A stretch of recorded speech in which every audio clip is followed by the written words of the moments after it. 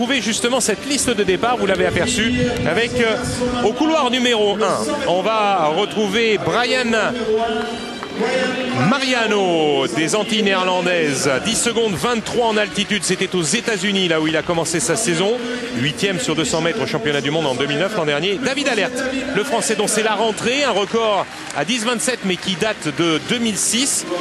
Il peut avoir potentiellement sa place dans le relais français, il va falloir qu'il le prouve aujourd'hui.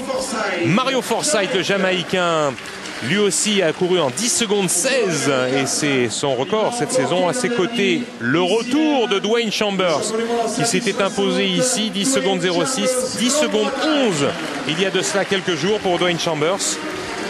Champion du monde en salle à Doha cet hiver. Au 5, attention à Leron Clark, le Jamaïcain. 10 secondes 10 à Oslo il y a de cela quelques jours. 9,99 de record personnel en 2009. Tyrone Edgar, le Britannique, sera à ses côtés. Il était dans le relais britannique des championnats du monde l'année dernière à Berlin. Au couloir 7, on va retrouver le vétéran, 34 ans pour un sprinter, c'est assez âgé, le Ghanéen Aziz Abdul Zakari, 10 secondes 28 néanmoins à Argentan, il y a de cela quelques jours. Et à l'extérieur, le Nigérian Obina Metu, 10,27. Lui aussi il y a quelques semaines. Alors à noter dans cette course, hein, Marc, on va regarder la performance et l'attitude de David Alert, parce que si David Alert est bien et qu'il se remet à courir très vite comme il a déjà fait, eh ben on risque d'avoir un très très beau 4 x 100 mètres au championnat d'Europe. Jugez-en plutôt, d'ores et déjà avant ce meeting de Montreuil, Christophe Lemaître a couru en 10,03, Martial Banjok en 10,09 et Ronald Pognon en 10,30. C'est-à-dire qu'on n'avait jamais eu ce niveau-là dès le début de la saison comme cela, et je suis sûr que ces garçons vont encore progresser. Donc si David veut rejoindre ce trio de tête, il faudrait descendre, aujourd'hui peut-être pas, mais sous les 10-30. Il y a une très bonne émulation aujourd'hui avec le vent défavorable, ouais, évidemment. On va surtout regarder son attitude. Dans la course, voilà. La lutte à côté de Dwayne Chambers. Chambers est au couloir 4, le vent est à Forcy.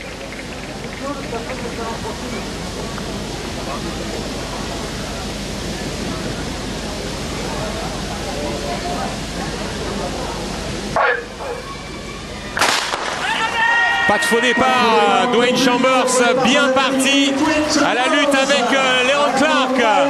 David Alert est à la peine et Dwayne Chambers qui va s'imposer en 10,29 face au vent, face à un vent que l'on n'a toujours pas mesuré pour l'instant. 2,7 m par seconde, c'est très très fort. C'est un gros vent, c'est ouais, une belle perf. 2,7 m, c'est vraiment compliqué pour courir avec du vent aussi fort de face. Hein. Déjà 1 mètre, les filles se plaignaient. 2,7 m, ça veut vraiment dire que la tête se contracte plus qu'autre chose. Et après, pour courir contracté, c'est comme courir avec le frein. Hein. Voilà, et quelques crampes ici pour Mariano. Mariano qui a des crampes aux pieds et Dwayne Chambers qui est venu l'aider. Ah oui, c'est la difficulté justement en fin de course. Mais 10,29 pour la deuxième place pour Clark. Forsyth prend la troisième place. Mariano est quatrième en 10,50.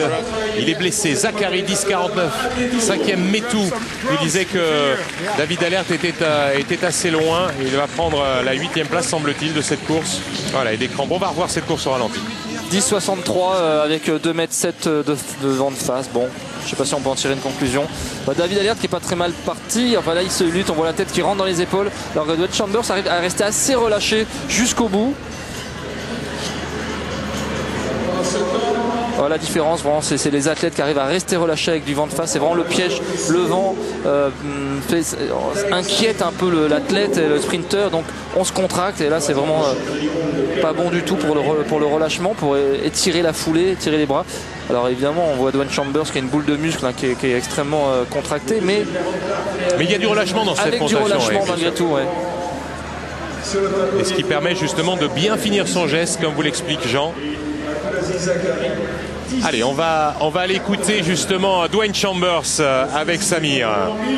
Dwayne, 10:27, the conditions are pretty difficult tonight. A lot of wind against you. There was a lot of wind, but it was great to be here to perform this evening in front of the French crowd. On voulait être performant, c'est ma deuxième année ici devant le public français. you know, time racing against these guys, and something I enjoy doing. J'adore cela, lutter contre ces garçons aussi. C'est quelque chose que j'aime, même dans ces conditions. It's kind of a new rendezvous for you to come in Montreuil. That's your second edition. Are you happy to be here? Very happy. Heureux d'être Again, ici, I'm very très grateful for the heureux. Meet for inviting me. Très heureux They helped me out merci de last year, and l'invitation I'm returning vraiment. the favour. And I hope to continue competing here in Et France. j'espère de continuer justement de concourir. Alors voir la vitesse du vent parce qu'on l'a pas et il nous la faut. Le 100 mètres, voici le résultat. Donc confirmé les 10,27 de Chambers, les 10,63 de David Alert. Dans ces conditions, on a dit on n'en tire pas de conclusion. Mais je pense que David a fait une rentrée relativement moyenne et il va progresser. Ah oui, c'est sûr. Après, il faut surtout analyser la technique, la façon dont il sortir des blocs, comment il s'est mis en action, comment il a réussi à pousser. 10,63 avec 2,7 m de vent de face, on peut imaginer que c'est autour des 10,40 quoi. Donc pour une première sortie dans les conditions, on va dire normales, ça aurait été très bien.